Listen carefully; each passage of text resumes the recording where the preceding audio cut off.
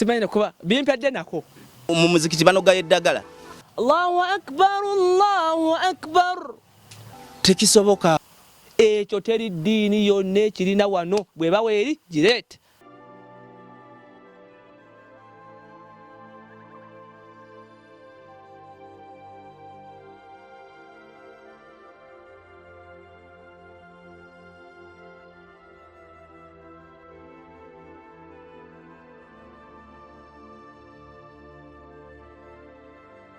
Kakati okimanyi pasita wa wano tamanyi luzungu, tasobola kusabisa bachayina. Do you know that? Akazungu ngo sagalo jenyo kazungu sera kakunti ekamukati abaga. Ekyo okimanyiko? Kimanyiko nate kati chikwese. Lindako katono. No eto mutwe onkubya akazungu. Eno ngeri yange oluusi kati waliwo nange ebibuuzo byembuuza nga ndaba nkulina bwenti mu ttaano. Kiriza nange muganda wange ntunuulira, kiriza nange nti awo abasiraamu balinawo tiki. Okinyonnyodde n'ekitegeera. Kubanga nze omukubo kado nansonyiwa. Nambe bwana buli obuto. Era gwe nze nkwesiga. Gwojja kusiramuka gwe gye bujja. Nze kyo nkikubuliddeko. Wallahi alazim. Gwe okusinzira ku research gy'okola. Nze twagenda ne tuuka ekkata Katemba saazi. Neraba kaddugala waabwe. Era bw'owulira Allahu akbar, Allahu akbar, Allahu akbar, Allahu akbar, omusiraamu yenna tayinza kwebuuza nti ye waliwo afudde, ategeera butegeeze nti kiki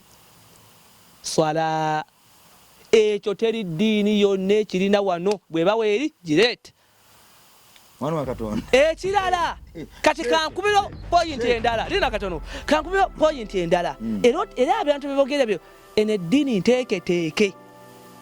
ekiramuso. Abantu bangi bagezaako tukoppa. Abamu good morning. Kakati ekizibu ekijja n'ogwa ku muganda jjajjaffe. Wuliriza anti munnange ate mbadde njogera mpola nga nseka okay. Kyonna kyekiri bw'osanga jjajjaffe ataasoma good morning akuddamu tabimanyi. Kati waliwo abantu bangi ne bagana naye batukozese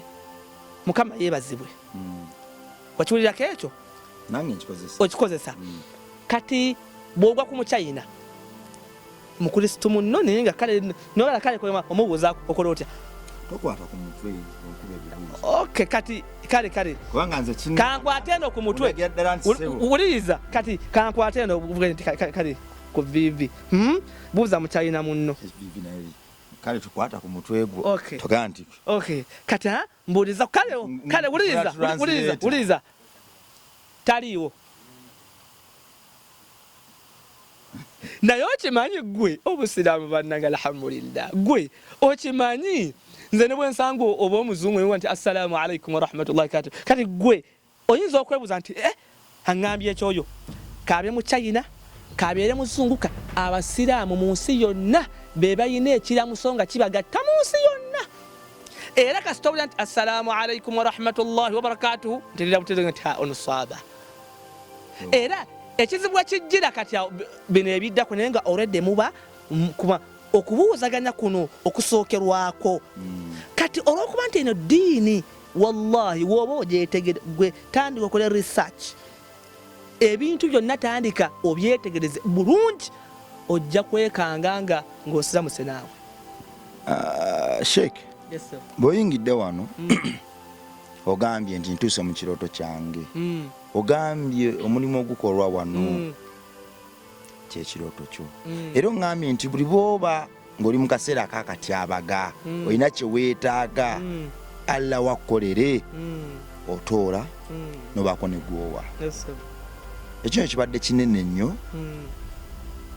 mu matu gange. Era oyongedde n'oŋŋumya nti tewali muntu ayamba atalirya kukuyamba.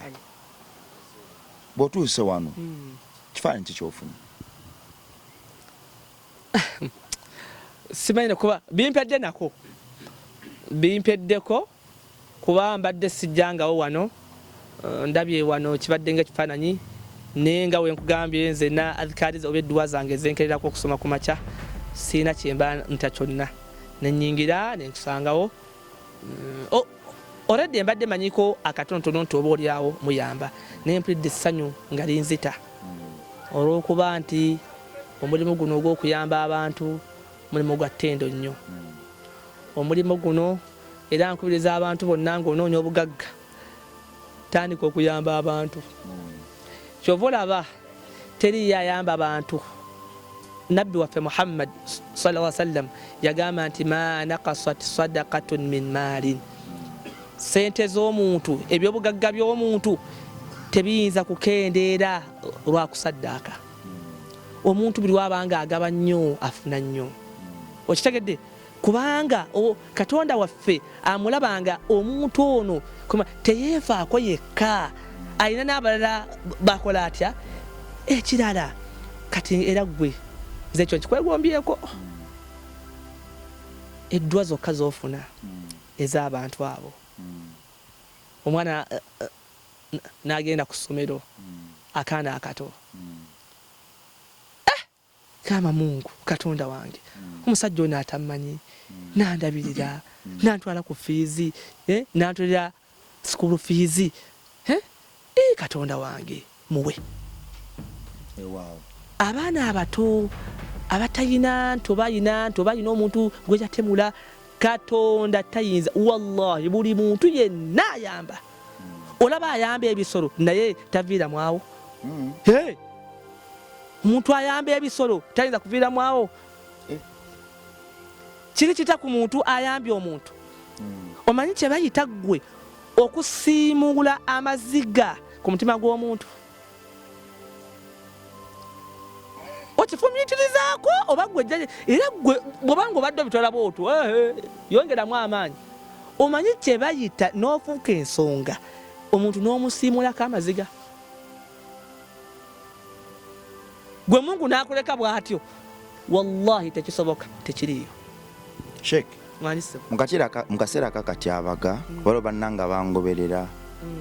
bali eyo emirimu gy'abafuukira emirimu akeera ku makya n'akola ng'endogoyi bakolera tebasiima akeera ku makya n'awayo buli kyayina akole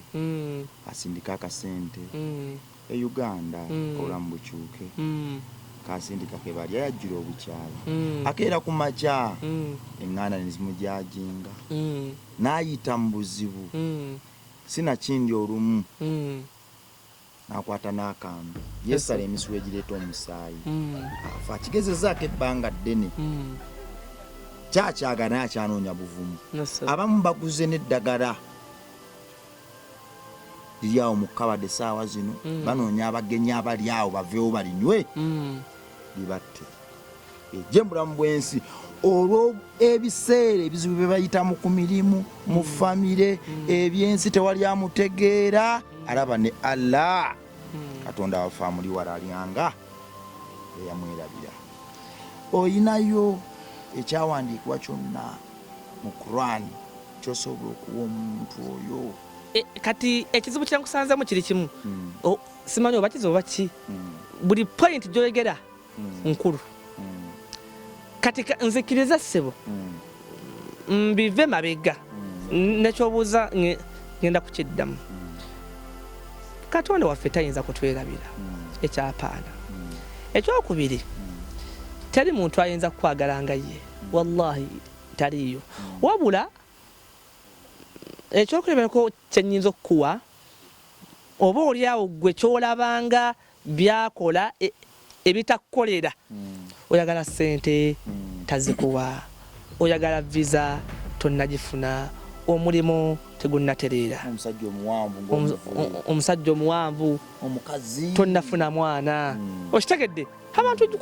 batulaba nga talina mwana n'atuuka n'ogamba nti nendoza oba Katonda oba tandiiko kankwe omanyi kankwe kino ekyokulabirako kigenda kukuyambako n'abatulaba olinayo omwana gwate nkwagadde nnyo alhamdulillah ngamba ababo gwowo 48 musajja gwe okay kakati omwana omuto ayinza okulengera kando ng'eyaka naye nga ye ebirowoozo bimugamba nti kando eyo bw'ogikwatako lyessanyu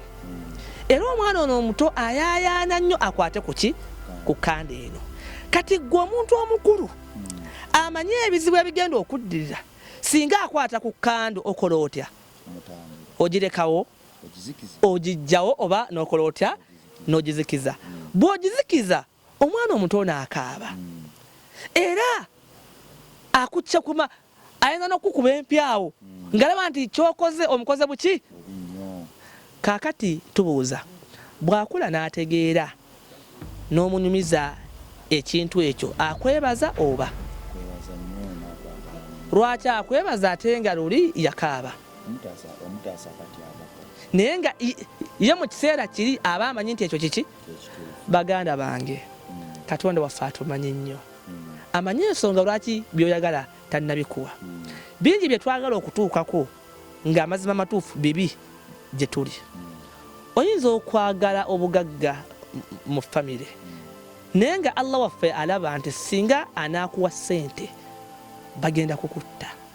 obulamu ne ssente akuwa eki oyinza okwagala omukazi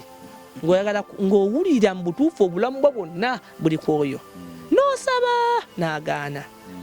naye nga gwe tomanyi lwaki Katonda akoze atya agaanye okimanyi nti oyinza okuba nga omukazi oyo okusinza ku puroguramu y'embaga gy'olina mu muto oba gy'omupulaningira katugeze nga bw'ona omuwasa nga 27 Desemba nga date of birth ey'omukazi oyo ng'eriyo nga 28 amukuwe omuwase leero enkyafe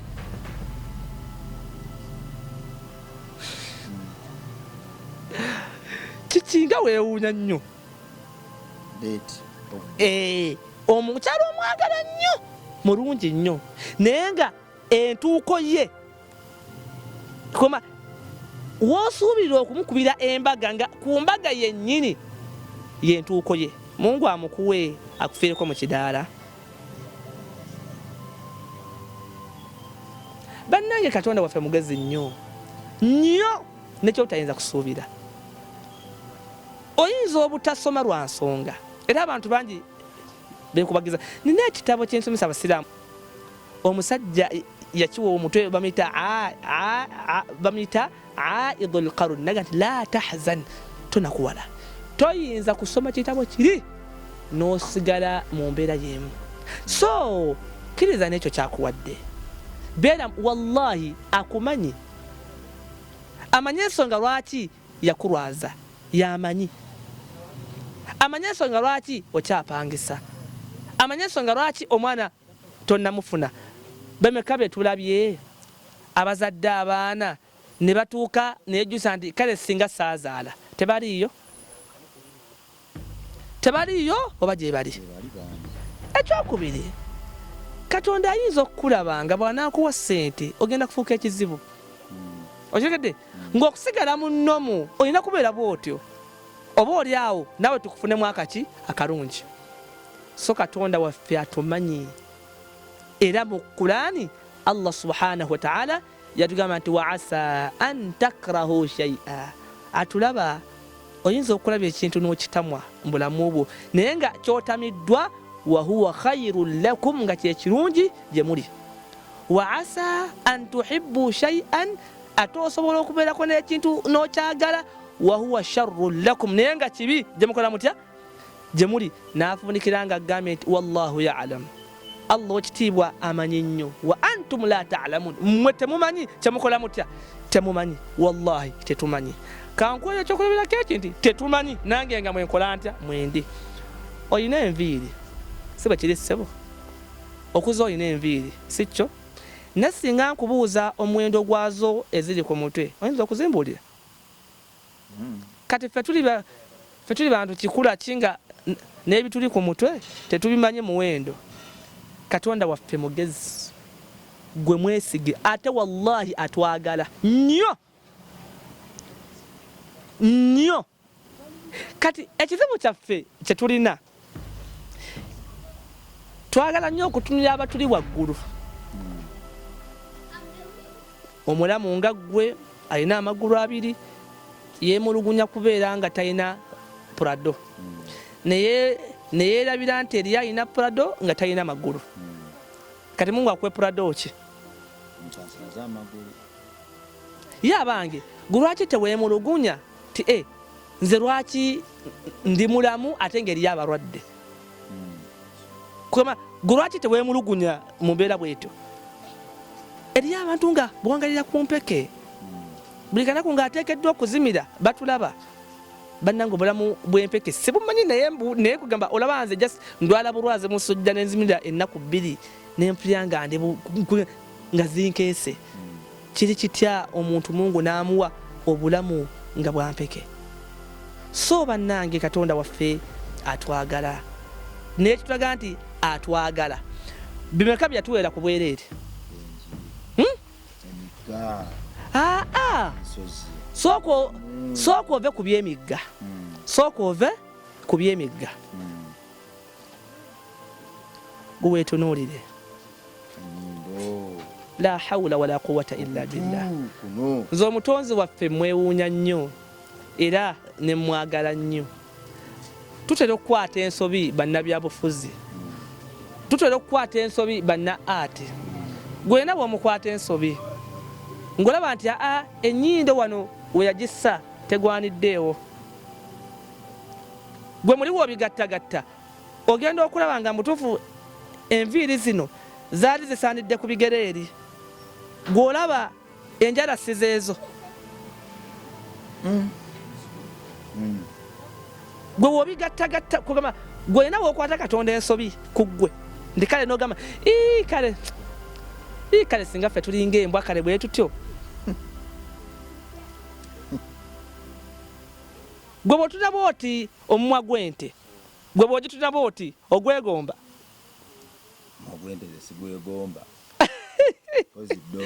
kyava tugamba nti laqad khalaqna al insana fi ahsani taqwim natonda omuntu wa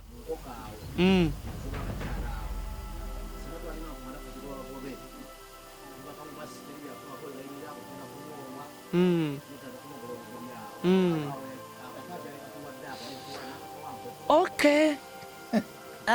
kakati kazubyendi kamera kweri Sheikh Doni ono mwamuzira omusajja Doni tako jangu wano Doni ajo natule Doni onkubye wala Doni akantu akubona ku nkebuuza nengamba Katonda waliwo akantu kano keyali tuwadde nze ndi musajja Muisiraamu era omanyi mba ne dread wentuka muswawumu watisazeera nakusanza osale tulo wentuka muswawumu sibaji nanviiri naye waliwo Allah nga wenda weyanimbira awo ku bakyala awo nti osooka obwanga oli awo mukuba otambula nolaba enkoko nga yegomyeko ku ginne waayo negitekako eki emisinde naye asaba Mungu naffe yatuwa kapaati awo kati mbuuzaamuko ekibuuzo gwe bw'oba weegatte ne mukyalawo ogenda mu sitenseni nanti awo yatumira awo mpulirako wena complain awo ate complain eta kati gwe bw'okirabanga kyekyo kigwanira nga kwegamba nga kyali kikugwanidde gwe genda bugenzi wali ne mukyalawo mubeeraawo tiyakituwa senga akituwa anti kaakati yatwawula ku bitonde byonna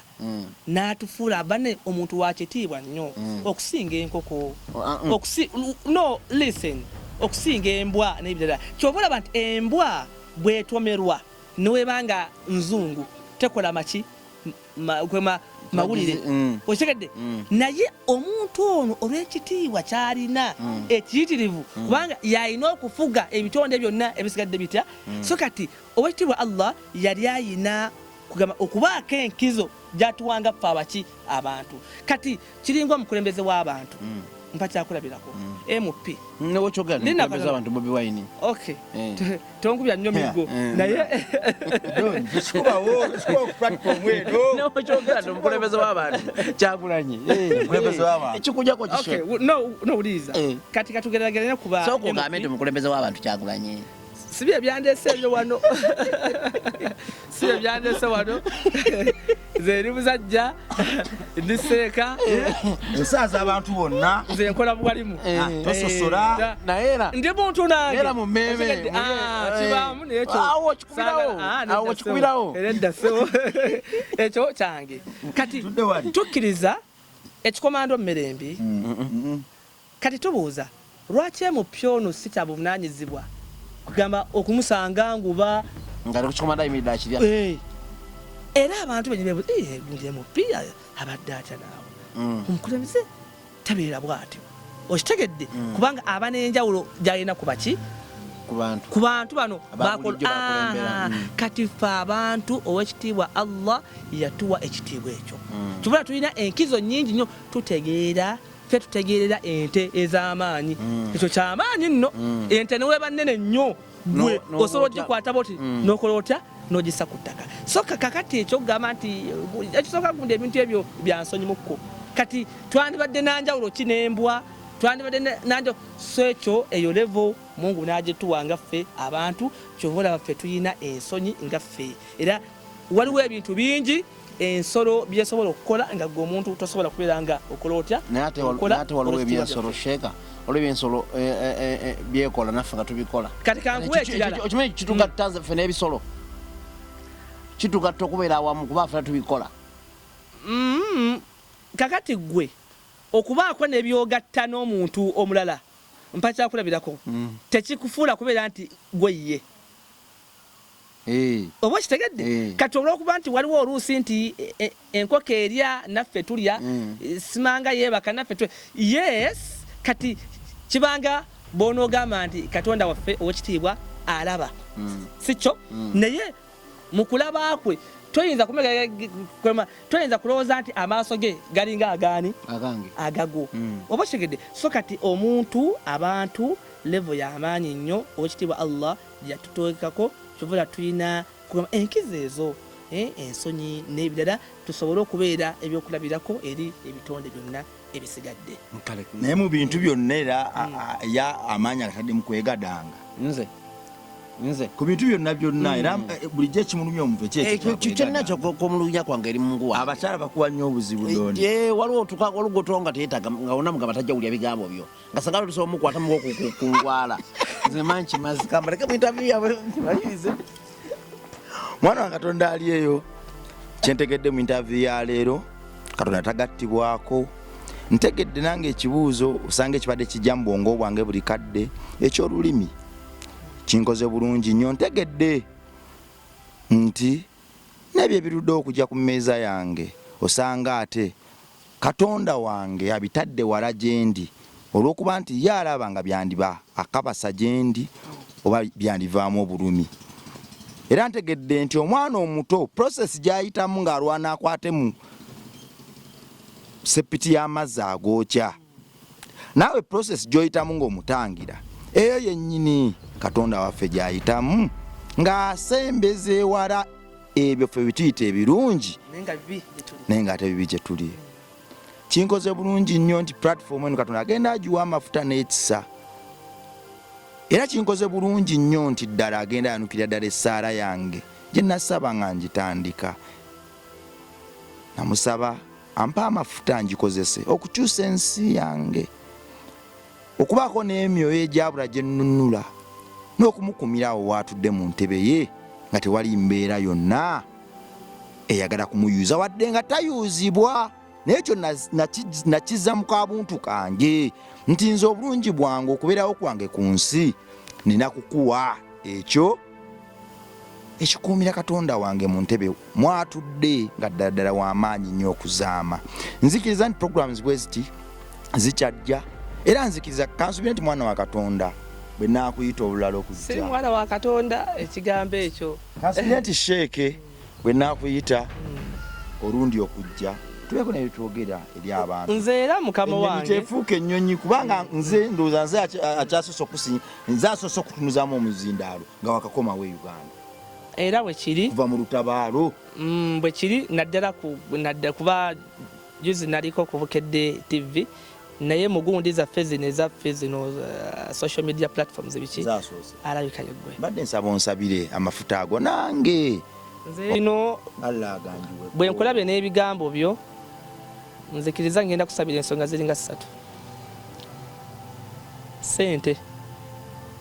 kubanga ndaba ojja kuyamba abantu baffe ekyokubiri nandyegombye nnyo obira omusajja omusiraamu olw'ensonga nze zendabye kuba waliwo abantu ng'omulaba ayogeza mpaka na bukyayi naye omuntu kati ng'alinga gwe ng'ali era bangi mbaddeko nabo by the way bangi naye nga nabuuza kino nakubuuza kino kike kubanze mpa gap ngati ask buuza n'omunyonyola nakubuuza nabanga kuchallenging n'omwanukula gye biggwera omuntu oyo n'asiramuka. Ekyokusatu ettutumu saba Allah ekitiibwa abeerenga alikuwa ate obeerenga togasa wano wokka gasa ensi yaffe n'ensi yonna okutwaliza awamu ebintu ebyo bisatu nza according to my experience entonotono kubanga bwe nkugambye nti simanyi oba zaaliddwa z'abazadde bange omulimu guno nguluddemu gwenkuliddemu kulidde ku kituuti nga nsomesa abantu so ensonga ezo 3 mpulira nga muli nzikwagaliza nnyo era nsaba Allah ekitiibwa zibe ate nga zijja kuba sente obusiraamu n'ettutumu. Nzikiriza nti akamwa kaffe Katonzi bwe tukyogera kiba yatuwa amaanyi aganyweza ebyo bye yatonda era nno kyetufuula ab'enjawulo mu bitonde byonna. Kigambo edduwa nze era nabbi waffe alayhi salaam yatugamba nti addu'a silahul mu'min, edduwa kyakulwanisa ekyo kive. Nze nina ensonga gye nabadde ngisabidde emyaka 5 nagisaba Allah ng'ensonga nga era nga zokubudde nti kati ebyo byama byaffe naye nga nawe newenje kutunuzaamu ogamba neseka weepanka nabadde nakava Makka ennaku nga 3 Mungu nakkiriza era ensonga neeba nedda ssebo leka kunjogeza nnyo bigambo bingingi naye nga kyekyo okusaba nzera kigambo kusaba kigambo kya ttabu nnyo kubanga ekirera bano abantu baffe kyenjagala mukkirize bano abantu baavu ani alina oyo ne boolaba nti muntu oli ayina balulunkana ate kubba bubbi okitegedde kati abantu kabeere maama wakuzaala bw'omukubira essimu nti maama binkuttemu nakusindikira ku makya bw'omuddamu ku ssaawa 4 kale nga wakisa nnyo n'akuwa bw'omuddamu ku 7 akola atya akuvuma buvumi gwe naawe saagala kummanyira sikuzaalanga konze kuntawaanya okitegedde. So kigambo okusaba Allah kigambo kikulu nnyo era tukyemanyiize naddala ng'osaba nga togezesa towaye Allah wayenze lekangezese ya Allah lekangezese saba ng'okakasa tigwosaba w'amaanyi. Bano tebaagaliza gundi abantu baagaliza olaba ab'eŋŋanda battiŋŋana buli omu ayagala kakati gwe bino byokola kyogamba singa olina baganda bo tebabyagala bo kati gwe kyogamba nti singa byali byakalunga mulonda mugagga mu famire ani yandikulonze gwe buli omu yandyeronze wayi nze munnange Mungu gumpene okitegedde. Kati gwe tulina okusaba talemererwa ali waggulu wabo bonna abayitibwa nti b'amaanyi ye mugagga okusinga abagagga bonna amuwanikage tegakalira yagaba akyagaba era ajja kugabira ddala. Weewaawo oyo ali waggulu w'ebitonde byonna era oyo akakkanya naawe betusinza ye yatutonda atumanyi talina lunaku na lumu agenda twekkaanya kweyo yenkola ye. Musabe edduwa essaala kyekyokulwanyisa ekisinga n'ezo bbomu eziwandula obusago bwa nyukiriya kulwa Katonda n'ensi yange mweraba.